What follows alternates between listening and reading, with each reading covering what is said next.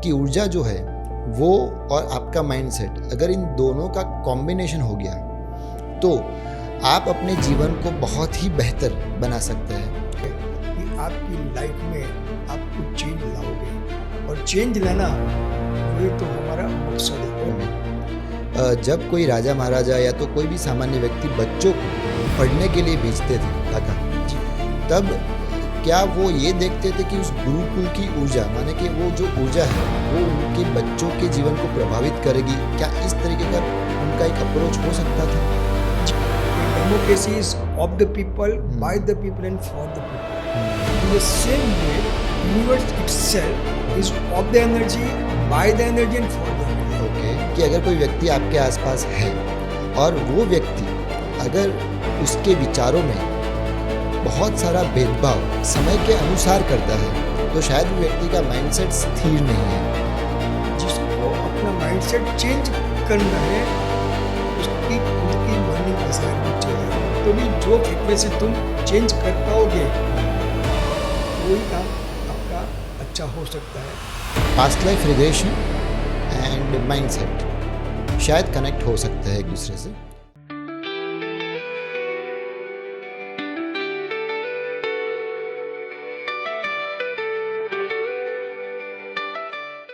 मैं सिड आप सबका एक बार फिर से स्कूल ऑफ माइंडसेट में स्वागत करता हूँ। स्कूल ऑफ माइंडसेट अलग अलग परिभाषाओं में अलग अलग विचारधाराओं को आपके समक्ष प्रस्तुत करता है। आज हमारे साथ डॉक्टर कीर्ति शाह जुड़े हुए हैं।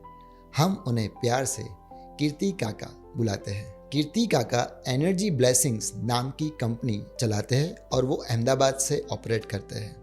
उनकी सारी सेवाएं वो अहमदाबाद से प्रदान कर रहे हैं। वे 1975 से कॉस्मिक एनर्जी पर रिसर्च कर रहे हैं और उन्होंने इस पर्टिकुलर फील्ड को बहुत ही अच्छे से समझा हुआ है और उसमें रिसर्च करके बहुत सारे ऐसे प्रोडक्ट्स डेवलप किए हैं जो ह्यूमन काइंड को बहुत ही हेल्प कर रहे हैं। Kirti Kaka is gold medalist in healing and wellness. उनको American university of global peace USA से डॉक्टरेट की डिग्री प्रदान हुई है। सबसे महत्व की बात यह है कि उन्होंने एनर्जी को ऑप्टिमाइज करने के लिए बहुत सारे ऐसे प्रोडक्ट डेवलप किए हैं जो सामान्य लेमन व्यक्तियों के लिए बहुत ही फायदेमंद है। मैं आपका हार्दिक अभिनंदन और स्वागत करता हूँ कीर्ति काका। Thank you for being with me in podcast. ये पॉडकास्ट हमारे जो व्यूअर्स है, ऑडियंस है, उनको बहुत फ़ायदेमंद रहेगा, ऐसी शुभकामनाएं मैं आपको और स्कूल ऑफ माइंडसेट को देता हूँ। थैंक यू काका फॉर कमिंग। धन्यवाद। All the best. School of mindset के संस्थापक और ऑर्गेनाइजर श्री सिद्धार्थ भाई पंचाल सर को, जो समाज के हर व्यक्ति के जीवन को सुख, शांति और समृद्धि की और प्रगतिकारक बने, ऐसा एक प्रयास करने के लिए जो मेहनत कर रहे हैं, वो भी सच्चे दिल से तो मैं उनका बहुत बहुत धन्यवाद करता हूँ। और प्यारे आत्मीय स्वजन जैसे मेरे सभी दर्शक मित्रों को प्रणाम करता हूँ और आपसे भी गुजारिश करता हूँ कि श्री सिद्धार्थ सर जो मेहनत कर रहे हैं उनको उनके मिशन में, उनके कार्य में सफलता तभी मिलेगी कि जब आप ये सारे पॉडकास्ट को जो कर रहे हैं उनको सोचने समझने के बाद अपने लाइफ में कुछ उसका इम्प्लीमेंट करोगे, तो मुझे अवश्य विश्वास है कि आपकी लाइफ में आप कुछ चेंज लाओगे, और चेंज लाना वही तो हमारा मकसद है। और वो चेंज भी हमारी भलाई के लिए, हमारे कल्याण के लिए, हमारी शांति के लिए, हमारी समृद्धि के लिए, समाज की एकता के लिए। तो आइए आज हम निर्णय करें कि इस नेक काम के अंदर हम भी सिद्धार्थ जी का सहयोग करें। धन्यवाद। थैंक यू कीर्ति काका। कीर्ति काका, आज आप यहाँ पे एनर्जी के बारे में बहुत सारी बातें करने वाले हैं जी। एनर्जी के बारे में जब भी हम बातें करते हैं तो सबसे पहला मेरा प्रश्न आपको ये है, जो हमारी ऑडियंस के लिए बहुत फ़ायदेमंद होगा जानना, कि हमारे आसपास की जो ऊर्जा होती है वो हमारे सोचने और निर्णय लेने की क्षमता को कैसे प्रभावित करती है, उसके बारे में हमें थोड़ा आप ज्ञान दीजिए। धन्यवाद सिद्धार्थ जी। सबसे पहले हम थोड़ी ऊर्जा की बात कर ले कि पूरा ब्रह्मांड ऊर्जा का बना हुआ है। जैसे हम बच्चे लोग 5वीं 6वीं कक्षा में पढ़ते थे, तो जैसे पढ़ रहे थे, सुन रहे थे, समझ भी रहे थे कि democracy is of the people, by the people and for the people. In the same way universe itself is of the energy, by the energy and for the energy. Okay, nothing exist in the universe except energy. Okay, जो भी है वो सिर्फ ऊर्जा ही ऊर्जा है, जिसे हम क्वांटम फिजिक्स बोलते हैं। Yes. अब तो केमिस्ट्री वैसे Yes. साइंस स्टूडेंट है। तो जो क्वांटम फिजिक्स का जो ऊर्जा का है, वो ऊर्जा के वॉल्यूम जो होता है, वो वॉल्यूम में अनेक प्रकार की अनेक काम के लिए उनकी शक्तियाँ होती है। ओके, हर काम के लिए एक फ्रीक्वेंसी अलग होती है। और ऊर्जा का प्रकार, ऊर्जा की रूप, ऊर्जा की चेतना शक्ति, ये सारी चीज अलग अलग होती है। हम भी समझे, कोई भी चीज को आइडेंटिफाई करनी है तो हमें उसको नाम देना पड़ता है ना। मोबाइल नाम का गैजेट है, उसको आइडेंटिफाई करने के लिए मोबाइल दिया, टीवी को आइडेंटिफाई करने के लिए टीवी दिया, हमें आइडेंटिफाई करने के ह्यूमन बोला ने। तो to identify the name form we have given the name. Correct. तो in the same way everything is the form of the energy, but to identify we have given the name. Correct. तो ये ऊर्जा है, उसकी wavelength होती है, वे तरंगे होती है। समझो में कोई टीवी देखना है, कोई एफएम रेडियो सुनना है, कोई मोबाइल के टावर के सैटेलाइट के वाइब्रेशंस जो आते हैं, वो तरंगे हैं ना, ऊर्जा के तरंगे हैं। Yes. तो ऊर्जा के तरंगे जो है वो फ्रीक्वेंसी है। Okay. तो हमारा जो माइंड है वो भी ऊर्जा का एक समूह ही है। तो सबसे पहले हमें ये भी समझना चाहिए कि मन क्या है। करेक्ट। सबसे पहले हमें ये भी समझना चाहिए कि मन क्या है। तो हमारे शरीर के भीतर ये जो फिजिकल बॉडी दिखता है, करेक्ट, जिसे हम भौतिक शरीर बोलते हैं, भौतिक शरीर, वैसे हमारे इस शरीर के भीतर भी प्राणमय कोश और मनोमय कोश, ये अन्नमय कोश बोलते हैं। जो हमारा भौतिक शरीर है उसे हम अन्नमय कोश बोलते हैं। इसने लेटेस्ट साइंस ने भी अप्रूव किया है। हालांकि ये बात हमारे ऋषि मुनियों ने सिद्ध की थी, करेक्ट, लेकिन हमारे ऋषि मुनि उस जमाने के साइंटिस्ट थे और आज के जो साइंटिस्ट थे वो हमारे उस जमाने के ऋषि मुनि हैं, करेक्ट, क्योंकि वो फ्रीक्वेंसी में काम करते हैं। लेकिन ये जो मन है, मन तुम्हारी इमोशंस, तुम्हारी सोच, तुम्हारी कल्पना शक्ति, ये जो सारी चीजें होती है, तुम्हारे परसेप्शंस, तुम्हारे आर्ग्यूमेंट्स, ये जो हलन चलन करने वाली प्रक्रिया जो कर रही है, उसी का नाम ही मन है। ओके, तो जो गुरुकुल में पहले के ज़माने में जब कोई राजा महाराजा या तो कोई भी सामान्य व्यक्ति बच्चों को पढ़ने के लिए भेजते थे काका जी, तब क्या वो ये देखते थे कि उस गुरुकुल की ऊर्जा, माने कि वो जो ऊर्जा है वो उनके बच्चों के जीवन को प्रभावित करेगी? क्या इस तरीके का उनका एक अप्रोच हो सकता था?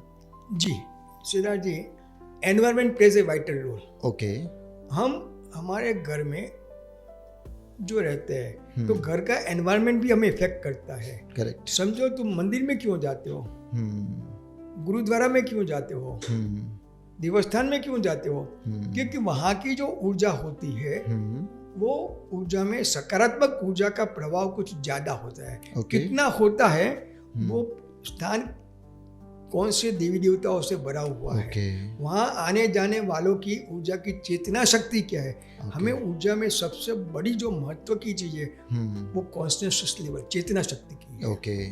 तो हम एक छोटी मिसाल देवे कि हम शराब के अड्डे के पास जाएंगे तो हमारी ऊर्जा क्या होगी, और हम कोई पवित्र स्थान में जाएंगे तो हमारी ऊर्जा क्या, क्योंकि जहाँ भी जाते वहाँ एक ऑरा होती है, आभा मंडल होता है। वो आभा मंडल, हमारी आभा मंडल, हमारे खुद का भी एक आभा मंडल होता है, हमारी खुद की भी एक ऑरा होती है। करेक्ट। वो ऑरा और वो ऑरा, वो दोनों का कॉम्बिनेशन होता है। समझो कि पहले के जमाने में, आज भी सही बात है कि हमारा बॉडी का रेजिस्टेंस पावर, बॉडी का रेजिस्टेंस पावर जो कम होगा तो हम जल्दी बीमार हो जाएंगे, क्योंकि एनवायरनमेंट में जो नेगेटिव एनर्जी है या जो जीव जंतु है वो हमें परेशान करते हैं, उससे हमें वायरस इफेक्ट आती है तो हम बीमार हो जाते हैं। लेकिन ये जो ऑरा है वो इनविजिबल है, इनविजिबल है। Vibrations are invisible. हम्म, बहुत बारीकाई से समझे तो vibrations are invisible, frequency are invisible, लेकिन उसकी जो अनुभूति है वो हम कर सकते वो हैं। कर सकते हैं। जैसे फैन चलता है, हम्म, उसकी वाइब्रेशन आती है हम्म, लेकिन हमें दिखाई नहीं देता है, लेकिन उसकी हवा फील होती है ना। करेक्ट। तो उसी हिसाब से पूरे एनवायरनमेंट में, पूरे ब्रह्मांड के भीतर की एक मिली माइक्रोमीटर भी जगह ऐसी नहीं है कि जहाँ ऊर्जा नहीं होगी, जो ऑरा नहीं होगी। ओके, तो माइंडसेट की लैंग्वेज में कीर्ति काका आपने जो समझाया, ऊर्जा का अनुभव सभी व्यक्तियों को चाहे वो जाने अनजाने में होता ही है, बट इसको अगर माइंडसेट के लैंग्वेज में मेरी ऑडियंस को समझाना चाहूँगा कि ऊर्जा जो है वो और आपका माइंडसेट, अगर इन दोनों का कॉम्बिनेशन हो गया तो आप अपने जीवन को बहुत ही बेहतर बना सकते हैं। कीर्ति काका, मेरा एक और क्वेश्चन है जो जी, मैं आपसे पूछना चाहूँगा। श्योर। जो कोई व्यक्ति की ऊर्जा या तो उच्च विचारधारा है, उच्च माइंडसेट वाला व्यक्ति है, तो उसको ऊर्जा के संदर्भ में आप कैसे परिभाषित करेंगे, कैसे भी उसकी व्याख्या देंगे? जी, ऊर्जा का प्रकार अलग अलग होता है, मैंने पहले बोला आपको, हाँ, पॉजिटिव और नेगेटिव। नेगेटिव। जहाँ पॉजिटिव होती है, पॉजिटिव का कॉस्मिक एनर्जी, ब्रह्मांड जो है उसकी जो दिव्य चेतना शक्ति खुद की है, that is called the cosmic energy. Cosmic energy भी दो टाइप की होती है। जो ब्रह्मांड की चेतना शक्तियाँ होती है वो नेगेटिव भी है और पॉजिटिव भी है।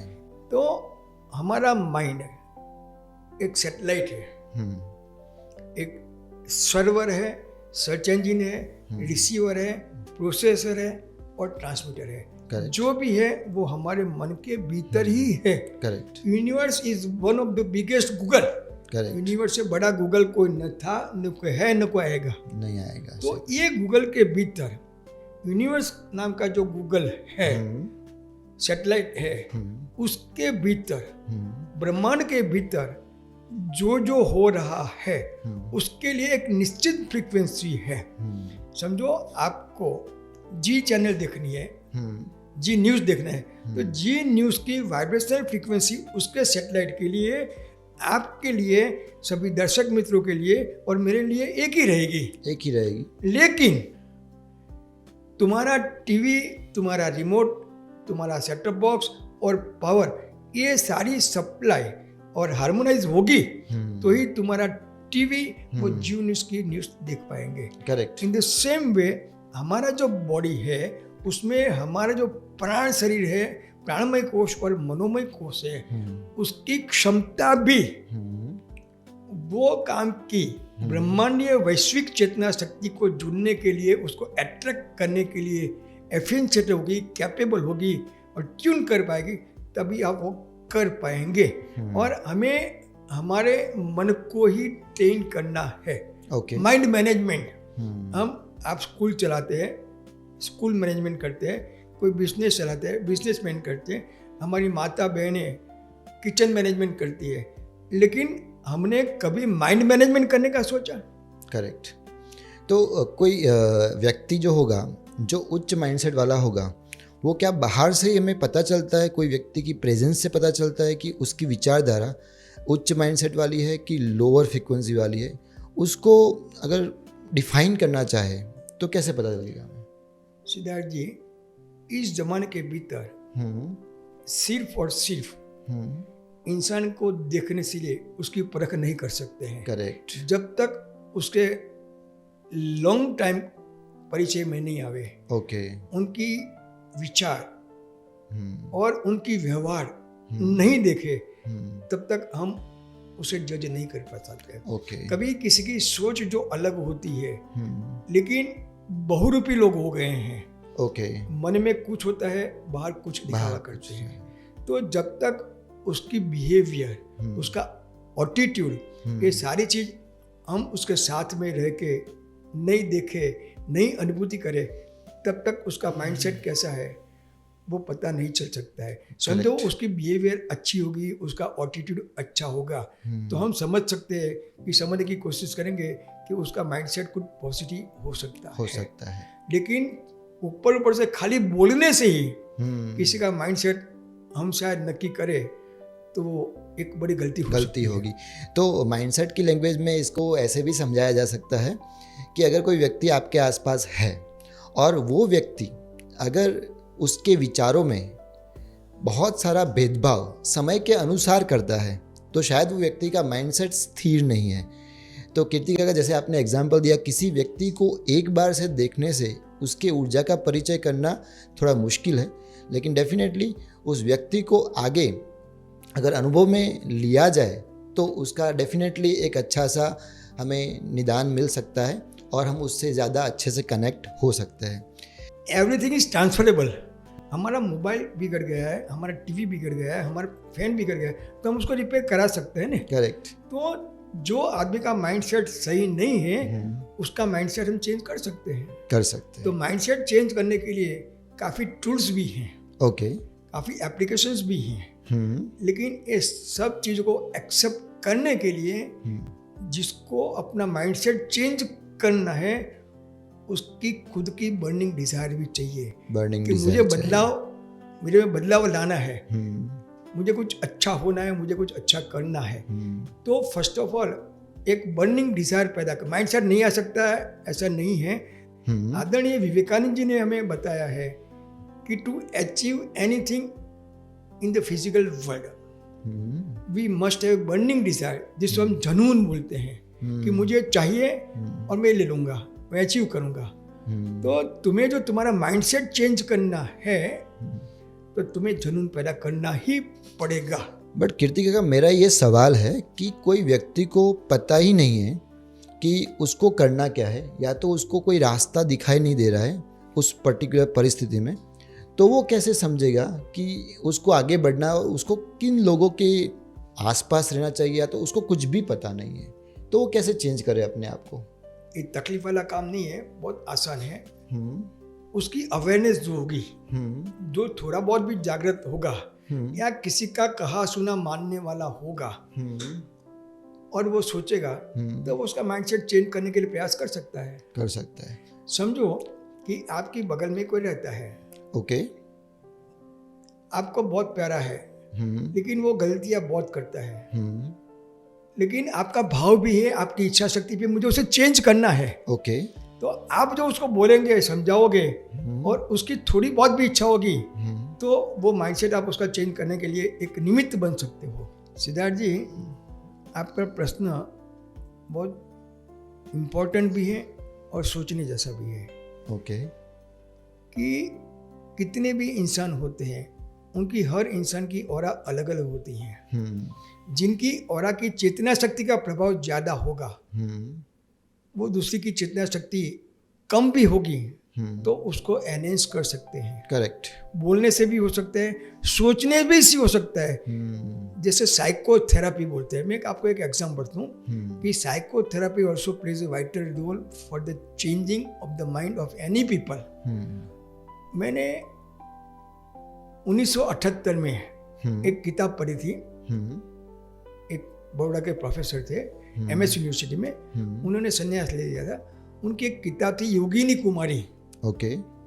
योगिनी कुमारी के पार्ट 2 के अंदर एक चैप्टर था, उसमें लिखा हुआ था साइकोथेरापी। माइंडसेट क्या कर सकता है, तुम्हारा माइंड पावर क्या कर सकता है, तुम्हारे माइंड के वाइब्रेशन क्या सकते हैं। तुम्हारे माइंड के वाइब्रेशन में power of thought and power of imagination. Correct.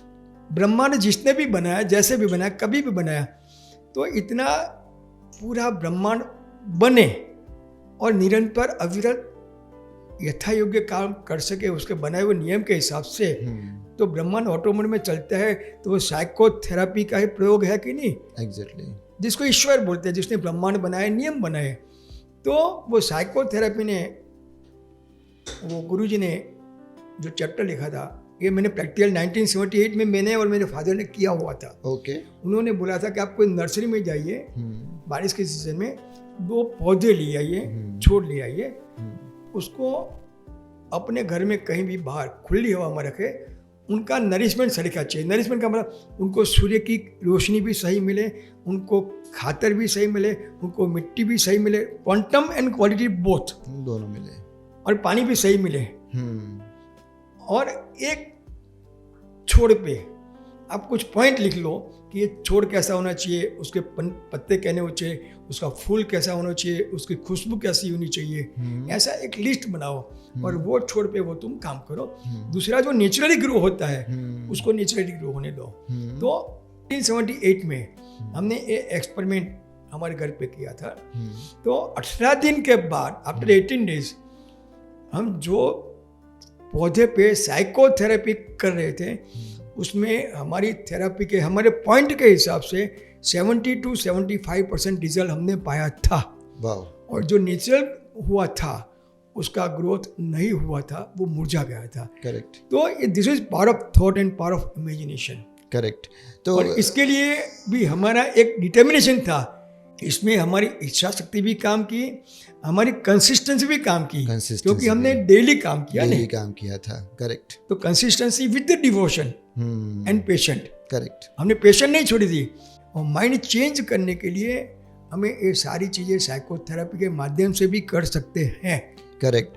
तो किसी एक व्यक्ति और किसी दूसरे व्यक्ति को अगर कांटेक्ट में लेके आए और परिवार में ही वो व्यक्तियाँ हैं, तो जो व्यक्ति फिक्स्ड माइंडसेट वाली है और जो व्यक्ति ग्रोथ माइंडसेट वाली है, तो ग्रोथ माइंडसेट वाली व्यक्ति फिक्स्ड माइंडसेट वाली व्यक्ति के विचारों को चेंज करना चाहे तो ये साइकोथेरेपी के नियम वो अप्लाई करके उनमें चेंज ला सकते हैं, चाहे वो व्यक्ति चाहे या ना चाहे। अगर वो ऐसा करना चाहेगा तो हो सकता है। क्या ये बात सही है? हम जो कर्म की थियरी पे जावे, अभी एक मिस्टेक बात है कि हम कर्म की थियरी पे, कर्म क्या है? In any of the past life, okay, हमने जो कर्म करके जो एनर्जी ट्रांसमिट किया होगा और ये बॉडी छोड़ने के बाद अगले बर्थ में हम जो एनर्जी फ्रीक्वेंसी का क्वांटम और टाइप ले गए होंगे उस पे रहेगा। करेक्ट। क्योंकि हम पास्ट टाइप की जो काम की जो फ्रीक्वेंसी बहुत लो डायमेंशन की होगी और उसका वॉल्यूम ज़्यादा होगा, तो उसमें टाइम जाएगा। तो ये पास्ट लाइफ रिग्रेशन पे आप बिलीव करते हैं? पास्ट लाइफ रिग्रेशन पे बहुत अच्छा क्वेश्चन किया। मेरा इंटरेस्टिंग सब्जेक्ट भी है और उसमें मैं काम भी करता हूँ। ओके। मैं सिर्फ 2 या 3 एग्जांपल्स जो मैंने प्रैक्टिकल करवाए हैं पास्ट लाइफ रिग्रेशन के, उसकी बात करते हैं। करेक्ट। पास्ट लाइफ रिग्रेशन क्यों कराना चाहिए? क्योंकि हम मरते नहीं हैं। करेक्ट। हम बॉडी को दूसरी, हमारे आत्मा को, हमारे सोल को और हमारे मनोमय कोश को एक बॉडी से दूसरी बॉडी में ट्रांसमिट करते हैं। जैसे हम मोबाइल चेंज करते हैं तो मोबाइल में जो डेटा है वो डेटा नए मोबाइल में ट्रांसमिट करते हैं। तो वैसे ही जब हमारा देह विलय होता है, हमारा देहावसान होता है, उस टाइम हमारा मनोमय कोश और हमारा प्राणमय कोश हमारे आत्मा के सॉफ्टवेयर के रूप में दूसरी बॉडी में ट्रांसमिट होते हैं। तो जो कर्म थे, जब तुमने जो कर्म किए, लेकिन उसकी जो एनर्जी फ्रीक्वेंसी है वो तो आपके प्राणमय कोश में और मनोमय कोश में आप कैरी फॉरवर्ड करके ही जाते हो। अभी हम भक्ति करते हैं, साधना करते हैं, आराधना करते हैं, उससे भी जो फ्रीक्वेंसी आप चेंज करना चाहे वैसी हो तो हो सकती है, अदरवाइज नहीं हो सकती है। करेक्ट। तो मैं 3 या 4 छोटे छोटे एग्जाम्पल देता हूँ जो मैंने करवाई है और लोगों वहाँ जो उपस्थित थे उन्होंने सुनी भी है उनका एक्सपीरियंस। करेक्ट। मैंने 4 अगस्त 2024 थाना के अंदर 36 लोगों की एक पास्ट लाइफ रिग्रेशन का वर्कशॉप किया था एक बैंक्वेट में। और उसमें मेरा जो काम है वो सिद्ध बीज मंत्र संपुट। शब्द एक शक्ति है, सिद्ध बीज मंत्र। शब्द एक शक्ति है, मंत्र एक महाशक्ति है, ओके। और बीज मंत्र के संपुट है वो महाशक्ति है। Okay, great. तो हमारे पास वो 36 लोगों में एक महाराष्ट्रियन बेटी थी, पूजा कुलकर्णी, मेरे क्लाइंट की क्लाइंट है। तो वो जैसे भी मेरा सेशन 7 सवा 7 के बीच में ख़त्म हुआ, हमने पूछा कि जिसको शेयर करना है वो शेयर करे। वो बेटी उसकी जगह से खड़ी होकर सीधी आगे आ गई। अब ये सुनने जैसी बात है सिद्धार्थ जी, चाहे कोई माने न माने, वो उनकी परसेप्शन की, उनकी बिलीफ सिस्टम की बात। करेक्ट। तो वो लड़की बोली कि काका जी आप जैसे जैसे मंत्रोच्चार करते गए मेरे दोनों पाँव में से कीड़े मकोड़े बाहर निकलने लगे। ओके। और उसके बाद उसने आगे बोला कि मेरे दोनों पाँव में से 2 सर्प ऊपर आए और मेरे सर से निकल गए। ओके। तो इसका मीनिंग ये होता है कि in any of the past life, okay.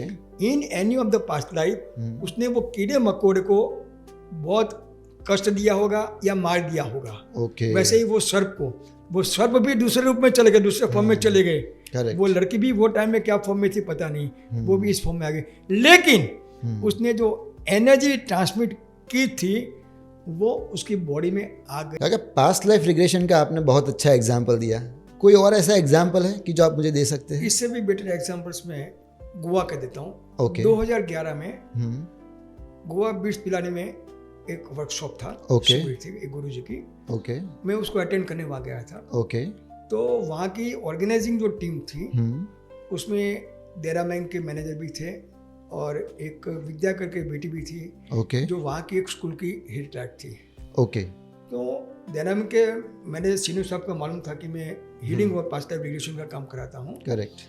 तो उन्होंने मेरे से बात की कि काका जी विद्या की बेटी है, ये बाएं पाँव से इसमें बहुत तकलीफ है, वो चल नहीं सकती है, जैसे गुजरात में बोलते लंगड़ी है वैसी थी। करेक्ट। तो आप उसको हीलिंग करोगे ना? ठीक है, शाम को जैसे वर्कशॉप खत्म हो जाए मेरे कमरे में उसको लेके आ जाना। ओके। 6-6:15 बजे वो लोग आ गए। वो बेटी के आंख से आंसू बहने लगे। ओके। कि जैसे उसका पिलो था वो पिलो भी थोड़ा गीला हो गया। ओके। और उसके बाद वो खुद जंप करने लगी, दोनों ऊपर नीचे होने लगी। ओके। सर से पांव तक कूद रही थी। और थोड़ी देर के बाद वो चिल्लाई उसकी मम्मी को बोल के, मम्मी मम्मी मेरे ये पाँव में से एक पाँव बाहर निकलता मैंने देखा। ओके। तो व्हाट वाज दैट? वो क्या था? उसने जो पाँव देखा वो था कि in any of the past life anywhere उसने किसी न किसी के बाएं पाँव को, क्योंकि उसकी तकलीफ बाएं पाँव में थी, तो बाएं पाँव को काट दिया होगा या हर्ट किया होगा या किसी भी तरीके से नुकसान पहुंचाया तो होगा। वो भी गई, वो भी गया, सब कुछ गया। लेकिन वो कर्म की वो ऊर्जा की जो फ्रीक्वेंसी थी वो साथ में कैरी करके आई। ओके। ये बात तो ठीक है। लेकिन दूसरे दिन सुबह विद्या उसकी मम्मी सुबह में 8 बजे मेरे कमरे में भागती भागती आई, एक वाइट चद्दर और एक गुलदस्ता लेके, और रोने लगी मुझे हक होके। मेरा क्यों रोती है विद्या? बोलता है मेरी बेटी आज 13-14 साल की हुई, कभी इतनी शांति से सोई नहीं, उतनी शांति से सो गई है। और हम जब यहाँ घर गए तो मेरे 3रे मंजिले का मकान है, वो आप आज से सीढ़ियाँ चढ़ के चली गई। तो पास्ट लाइफ रिग्रेशन इसलिए जरूरी है कि वो कर्म करने के, उसको हटाने के बाद उसकी ऊर्जा की फ्रीक्वेंसी आपके शरीर और मन से निकालने के बाद आपकी वो काम के लिए नकारात्मक ऊर्जा खत्म हो जाती है या कम हो जाती है। लेकिन भक्ति करने के लिए भी उसकी भी एक साइंटिफिक वेस्ट चाहिए। यस। हमारी जो भक्ति है वो भी माइंडसेट के लिए काम करती है। करेक्ट। नहीं करती ऐसा नहीं है। करेक्ट। लेकिन उसके लिए जो दूसरे इजी रास्ते हैं वो होने चाहिए। करेक्ट काका। तो माइंडसेट की ये जो जर्नी है उसमें जैसे हम आगे बढ़ते हैं तो हमें ये पता चल रहा है कि past life regression and mindset शायद कनेक्ट हो सकते हैं एक दूसरे से, और इसको भी बेहतर बनाना है तो पास्ट लाइफ रिग्रेशन जैसा कोई भी कंपोनेंट अगर आपको भविष्य में करने मिले या अपने जीवन में अप्लाई करने मिले तो आप ज़रूर कीजिएगा। और मेरी शुभकामनाएं आप सबके साथ कि आप ये पास्ट लाइफ रिग्रेशन थेरेपी को सक्सेसफुली कर पाए।